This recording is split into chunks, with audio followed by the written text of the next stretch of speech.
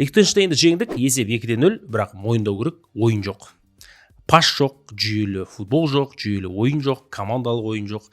Жартылай кәсіпқой құраманы ұттық, бірақ қателіктер өте көп болды.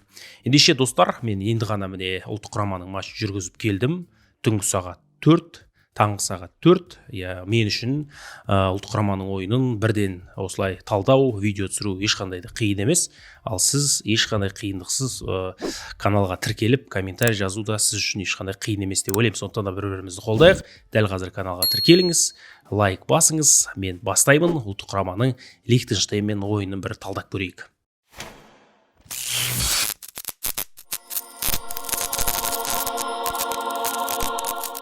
Достар, Ерспорт YouTube арнасындағы барлық шығарылым фондағы достарымыздың көмегімен жүзеге асырылады. Олар керемет PlayStation приставкасын ойнатып жатыр, және қасында FIFA ойынымен бар. Сондықтан да ұтысқа қатысу үшін комментарийде бекітілген сілтемеге өтіңіз. Шарттары қарапайым, соны орындап, PlayStation'ды алып, ұтып, өз үйіңізде рахаттанып, екі джойстикпен досыңызбен ойнаңыз. Ендеше сізге сәттілік, ал мен әрі қарай жалғастырамын. Али Алиев жанкүйерлермен санасқан сияқты, жанкүйерлердің ойын оқыған сияқты. Сіздердің де мені белгілеп, Инстаграмға салған, әлеуметтік желіге, TikTokқа салған құрамдарыңызды көрдім. Көбіңіз Дастан Сәтбаев негіз құрамдағы көргілеріңіз келді. Оразовтың, Жуковтың алғашқы минуттан бастап шыққан қаладыңыздар. Және Алиев тура солай жасады. 5 ойыншы өзгертті. Мұхамеджан Сейсен қақпада, оң жақта Сұлтанбек Астанов, ортада Жуков пен Оразов, және шабуылда Дастан Сәтбаев негізгі құрамда алаңға шықты. Ал Самародов, Чесноков өзгерген жоқ. Сол қапталда Ян Вараговский өзгерген жоқ, және орталық үш қорғаушы Быстров, Марочкин, Әліп сол Уэльспен болған ойындағыдай құрамда қалды. Енді бұл жерде бірінші кезекте құрамға тоқталайық. Мұхамеджан Сейсен қазақ қақпашының осындай маңызды ойында, халықаралық ойында негізгі құрамда алаңға шыққаны бізді қуантты. Бұл Алиевтің жалпы бірінші кезекте жеңісі деуге болатын шығар. Өйткені осыған дейін енді Шацкий тұрды, оның алдында талай қақпашылар болды, Покатилов тұрды. Бірақ бізде қазақ қақпашылар кезінде болды, бірақ соңғы жылдары Алмат Бекбаев тұрды, Бекхан Шайзада, және енді міне Мұхамеджан Сейсен. Бұл жерде Мұхамеджан Сейсеннің соңғы жылдардағы прогрессі өте жақсы, және бұл матчта енді Лихтенштейн қанша бір көп қауіп төндірген жоқ, дегенмен Сейсен жақсы ойнап шықты. Және оң жақта Сұлтанбек Астанов осыған дейін 4-ақ матч өткізген, негізгі құрамда, жалпы енді ұлттық құрамада міне 5-ші матчын өткізді. Жаман емес, айтпақшы. Астановтар ағайынды білесіздер, Елхан мен Сұлтанбек. Сұлтанбек оң жақта жақсы ойнады. Сол қапталда Вараговский, өзі әдетінше Вараговский бір нашар ойнаған ойындары көп болмайды негізі. Ортада Әліп, Марочкин, Быстров. Енді орталық қорғанысқа да бір қауіп төне қойған жоқ. Өйткені айтып отырмыз ғой. Лихтенштейн бұл жартылай кәсіпқой команда. Лихтенштейнде алаңда 11 ойыншы жүрсе, соның 4-еуі ғана кәсіпқой футболшы. 4-еуі ғана кәсіпқой футболшы. Қалған 7 ойыншы ол негізгі кәсібі басқа. Ол біреу фирмада істейді, біреу офиста істейді, біреу мектепте істейді. Міне қалған 4 ойыншы ғана кәсіпқой футболшы. 4 ойыншының екеуі Швейцария чемпионатының негізгі құрамында ойнайды өз клубының, екеуі қосалқы құрамда отырады. Сонда не болды? Бұл жартылайдан да жартылай кәсіпқой команда. Міне осы құрамаға қарсы біз ойнадық. Сондықтан да қорғанысқа көп бір қауіп төнген жоқ. Жартылай қорғаныс Жуков пен Оразов. Жаман емес, жақсы. Екеуі бір-бірін дұрыс түсіне алмады менің ойымша. Оразов та шабуылға көбірек ойнады, Жуков кішкене артты қарайлады, қорғанысқа көп көңіл бөлді. Және шабуылда бүгін Дастан Сәтбаевтың позициясы дұрыс болмаған менің ойымша. Өйткені Дастан ол орталық шабуылшы емес. Ол қайратта да білесіздер, Элдер Сантана мен Жоу Пауло ғой шабуылда. Енді ертең анау Дзюба келеді деп жатыр. Дастан ол қапталдың ойыншысы.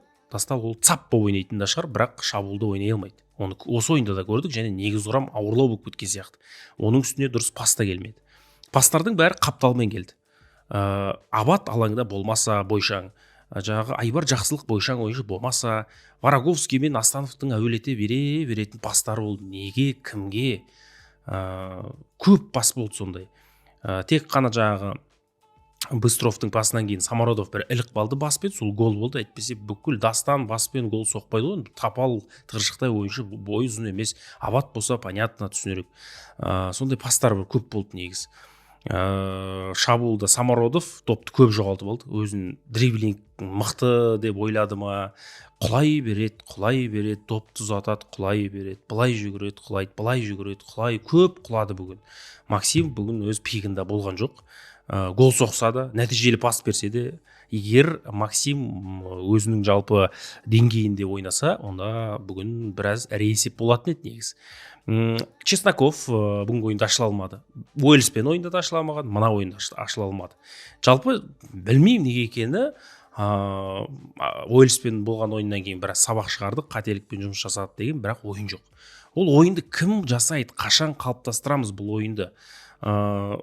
Қашан біз кәдімгі стабильны негізгі құрам болады, стабильны ойын болады. Мысалы, жартылай кәсіпқой футбол командасы дедік Лихтенштейнді. Бірақ пас жоқ, қарапайым 4-5 паспен өріп шыға-алмаймыз. Жұлып-жұлып кетеді. Ана Лихтенштейн деген мықты екен негізі. Жұлып-жұлып кетеді, тартып алады. Және олар шақырым жағынан бізден көп жүгірген. Нақты сандарын айтып ұмытып қалдым, бізден көп жүгірген олар. Жаңа статистиканы қарап отырмын.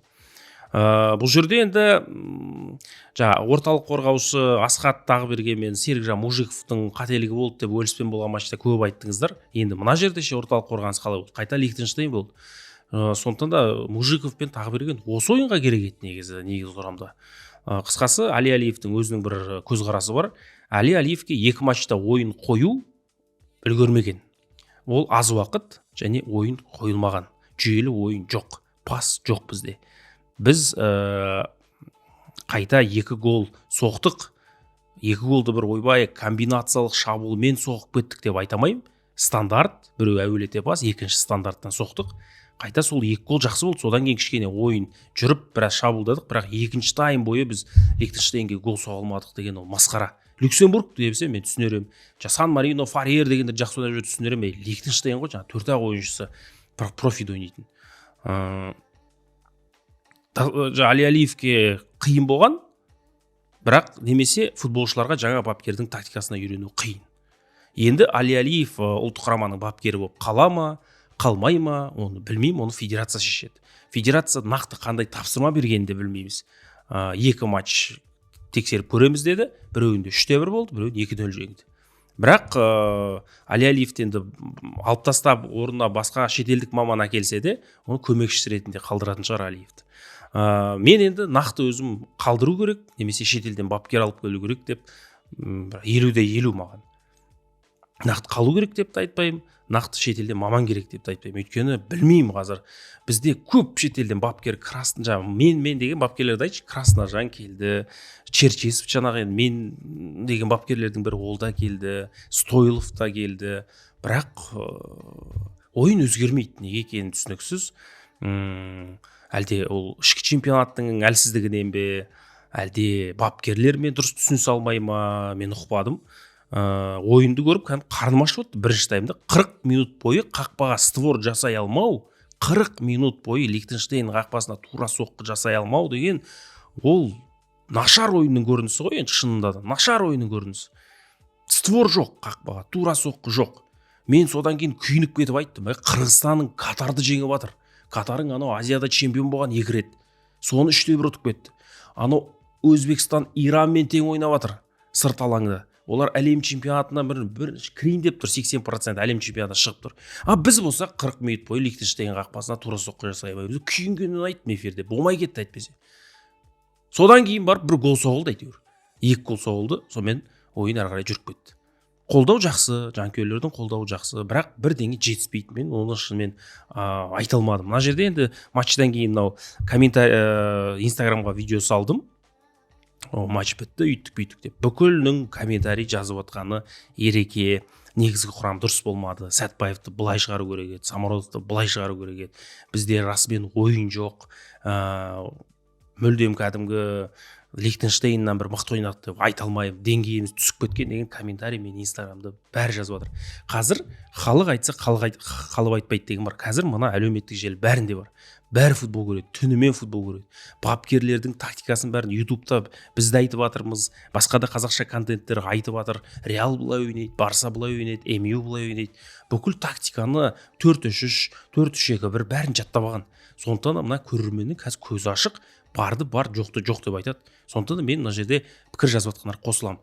Егер сіз инстаграмға жазып жатсаңыз, ютубқа да комментарийге өз ойыңызды жазыңыз. Мына матчтан сіз не күттіңіз және не болды. Енді осылай мұңайып отырып екі гол соғылды. Ал енді кішкене позитив жағына өтсек, әр нәрседен позитив іздейсің ғой енді. Сейсеннің негізгі құрамда шығуы бір позитив. Дастан Сәтбаевтың негізгі құрамда шығып, Алиев ұлттық құраманы жастарды шығарып, жастарға мүмкіндік беріп жатқан ол бір жеңіс. Кенжебек, Сәтбаев, Астанов, Елхан, оларды енді 30-ға келген жоқ қой. Сосын кім шықты бүгін? Оразовтың шығуы, Самародовтың өзі жас ойыншы, Жагоровтың алаңға шығуы. Жагоровтың алаңға шығуы маған ұнады. Атыраудың жігіті мықты, намысты жігіт. Шыға сап Вараговскийдің орнын жоқтатқан жоқ. Риза болдым. Жагоровқа әлде мүмкіндік беру керек. Алиевтің сол бір ұтымды тапқырлығы, сол жаста тәуекелге баруы, қорықпай жастарға сеніп, жастарға мүмкіндік беру. Ол тренер болып сайланған кезде де айтқан, мен жасартқым келеді құрамды деп. Сол жасартып жатыр. Одан кейін 2013 жыл әлем чемпионатында соңғы рет іріктеуінде біз 2013 жыл әлем чемпионаты, 2014-тегі мундиалға іріктеу болды ғой. Сол 2013-те Фарерді жеңгенбіз 2-1 қылып. Зорға деп ол кезде. Содан кейін біз әлем чемпионаты іріктеуінде 1-1 ойында жеңіске жетпегенбіз. Одан кейін біз Франция, Украина дегендермен топқа түстік қой. 21 жылдары. Онда Украинамен тең ойнадық, бірақ бір ойын ұтқан жоқпыз, бәрінен ұтылдық. Одан кейін 2016 жылдар ойнадық, 2018-дің мундиалына Ресейде өткен. Онда да бәрінен қаталдық. Бүкіл бір ойын ұтқан жоқ. 2013-те соңғы рет әлем чемпионатында жеңсек, іріктеуінде. Мен 2025-те жеңіп отырмыз. Ана жақта Фарерді жеңдік, ана жақта Лихтенштейнді жеңдік. Және 2023 жылы мынау жалпы ресми матчта Сан-Мариноны жеңгенбіз. Соңғы рет 23 жыл. Міне. Сонда біз кімдерді жеңіп жүрміз қараңыз. Қазір U17 ойнап жатыр ғой, бір ырза қылып, кімді Грузияны жеңді, бүгін Литваны жеңді. Солардан бір үміт күтемін негізі. Енді қазіргі құрамдан сілтей салмайым. Бүгінгі ойында Абат керек еді негізі. Сол әуелете пастардың Абат кемінде біреуін гол соғатын еді негізі. Бүгін сол қапталдан келген пастардан ештеңе шықпады. Жалпы енді осындай бір ұтым тұстары болды. Сейсен жастарды шығаруы, жаңа жеңіс бар, көптен күткен. 2 ойын қатарынан гол соқтық, енді айта берсең таба бересің. Бірақ ең бір өкініштісі жаңағы мынау өзі қарайсың ғой, қырғыздарға қарайсың, өзбектерге қарайсың. Олардан қарағанда енді Азияда ойнап жатыр, түсінікті, бірақ Азияда да қазір әлсіз қарсылас жоқ. Бәрі мықты Азияда да. Сондықтан да кішкене ойының жасарғанын күтесің. Ұлттық құрамаға қалай десең де жанкүйерсің, қалай десең де ұлттық құрама десе делебен қозып атқа мініп тұрасың. Бірақ ойыны кейіннен талдауға мүмкіндік бар енді. Әркім өз ойын айтады. Мен де солай өз ойымды айтып отырмын қазір. Орталық алаң 3 орталық қорғаушымен ойнасақ, негізі 3 жартылай қорғаушымен тағы берген Жуков, Оразов. Сонда Жуковқа да еркіндік бересің, шабуылға. Оразовқа да бересің. Тағы берген енді көп аға жүгірмей ақ қойсын. Ол 4 қорғаушымен ойнасақ, Әліп пен Марчикенің ортасына түсе сал болды. Сондай ойын көргім келеді мен 3 жартылай қорғаушы. Екеуі үлгермейді бізде, екеуі үлгермей жатыр. Ашығын айту керек. Және біздікі орталық Абат деген сияқты орталық кәдімгі 9-дық шабуылшыға үйреніп қалған. Мынандай ложный девяткамен ойнау бізге қиын болып жатыр. Самародов сен прессинг жаса деп баспен көрсетіп жатыр, мысалы кімге, Дастанға, жаңа қақпашыға жүгір дегенде. Бір-бірімен бір байланыс болмады бүгінгі матчта. Қазір енді шетелден қандай бапкер алып келсеңіз де ойынды бірден өзгерту қиын. Әр бапкерге мүмкіндік беру керек. Сондықтан енді Алиевке де алдағы Бельгиямен, Солтүстік Македониямен ойындарға да мүмкіндік беру керек шығар. Солтүстік Македониямен Уэльс 1-1 ойнады бүгін. 4-4 ұпайдан бізде 3 ұпай. Әлі Бельгия қосылған жоқ бұл қатарға. Бельгия әлі бір ойын өткізген жоқ. Сондықтан да достар, сіздер де өз ойларыңыз комментарий жазыңыздар, сіздердің пікірлеріңізді оқығымыз келеді. Сіздердің пікірлеріңізді басқа да кісілер оқитын да шығар, федерациядағы ма, бапкерлік құрамдағы ма, білмеймін, енді оқиды міндетті түрде. Сондықтан да өз ойларыңызды жазыңыздар. Бұл жерде енді ең бастысы жеңіс қой, енді жеңіс тарихта қалатын жеңіс. Құттықтаймын барлықтарыңызды. Көптен күткен жеңіс, көптен күткен сәт, көптен күткен гол, көптен күткен жастардың шығуы алаңға, солар қуантады. Былайынан ойынға қарасаңыз енді өте қиын болды. Александр Марочкинді алғашқы дебюттік деп қойын, алғашқы голымен құттықтаймын. 50 матч өткізген ұлттық құрамада бірінші рет гол соғып отыр. Арқалықтың жігіті, сондықтан да тамаша. Александр бір голға лайықты, енді бір емес бірнеше голға лайықты. Бүгін Лихтенштейнге қарсы тәп-тәуір ойнады. Бірақ айта кетейін, мынадай ойынмен біз Солтүстік Македонияны, Бельгияны ұта алмаймыз.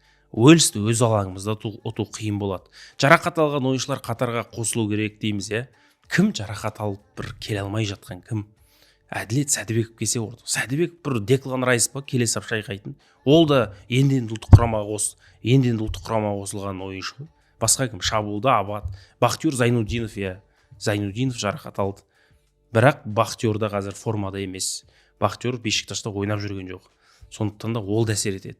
Бір ойыншы кеп, мына ойынды бір өзгертіп тастайды деп айту қиын. Просто бізге ауызбіршілік, командалық ойын мінез керек. Мінезбен жұлып жек қоюға болады. Мына Лихтенштейнде асып бара жатқан бір техника бар ма? Мінезбен жұлып жүр ғой қазір. Анау допты аутқа шығарып жүрсе қуанып центр поляда. Сондықтан да үміттенеміз, әрине жеңістен үміттенеміз. Әлем чемпионатына мен өзім, енді барлықтарыңыз үшін жауап беремін ғой, мен өзімді айтайын. Шыққым келеді, әлем чемпионатына Қазақстан құрамасы шыққанын қалаймын. Қиын әрине, біз қазір 30-дамыз ба, 40-ға келгенде шыға ма, 50-ге келгенде шыға ма, білмеймін, әйтеуір бір көріп кеткім келеді. Ол үшін жастар өсіп жатыр қазір. Бізде таланттар бар, солар бір арманымызға жеткізеді деп ойлаймын. Сонымен енді әлем чемпионатының 2 матчы аяқталды. Бізді енді 6 айда, маусым айында Солтүстік Македония күтіп тұр. Одан кейін қыркүйек айында Бельгиямен ойын бар, сөйтіп ары қарай кете береді.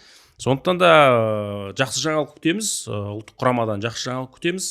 Енді бүгінгі матчқа менің ойым осындай. Бұл жерде енді ұмытып кеткен ешкім жоқ. Ғалымжан Кенжебектің ойыны бүгінгі матчта ұнамады маған. Енді ойнап келе жатыр. Сондықтан да Кенжебек туралы мен артық айта алмаймын бұл жерде. Сол, қазір енді таңғы сағат 4-тен 10 кетті міне. Бірден келе салып, бұл бұрқырап тұрған кезде өз ойымды айтып жатырмын. Сондықтан да егер менің пікіріммен келіспесеңіздер, оны да комментарийге жаза кетіңіз, ойыңызды ашық айтыңыз. Өз футболымызды өзіміз талқылап, өзіміз қателікпен жұмыс жасап, жұмыс істеп, өзіміз дамытайық. Каналға тіркеліңіздер, сіздерден бір өтініш, лайк басыңыздар, комментарий жазып, мына каналды біраз дамытып көтеріп жіберіңіздер. Сіздерден сұрайтыным осы. Енді жоқ, ерсін, Қазақстан ойыны мықты, ең басты победа десеңіздер, әрине оның барлығын мен оқитын боламын. Өз ойларыңызды тағы да қайталап айтамын, комментарий жазыңыздар. Назарларыңызға үлкен рахмет. Рамазан айы қабыл болсын, Рамазан айы құтты болсын. Осындай жеңістер Қазақстан құрамасында көп болсын. Келесі кездескенше аман сау болыңыздар.